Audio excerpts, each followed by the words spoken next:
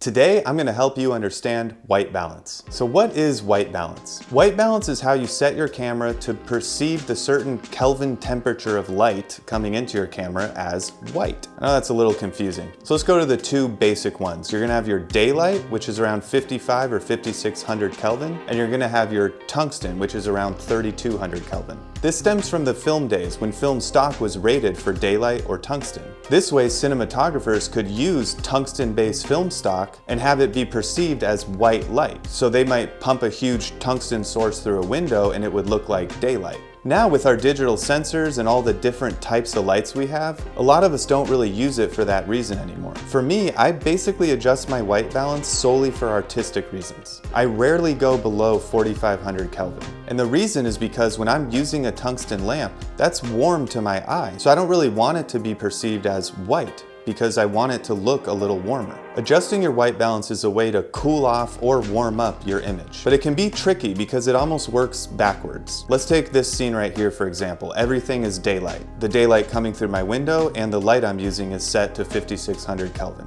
So the lower I set my white balance, the more blue this light is going to look. Let's take a look here. So now my camera's set to 3200 Kelvin and you can see that the light looks very, very blue. But if I change my key light to tungsten, it'll balance the light coming on my face as white. So let's try that real quick. Now my key light is balanced to white light, but the daylight coming through is still going to appear very blue because it's at 5600 Kelvin. You can actually see the quality of light change on my face as I change the temperature.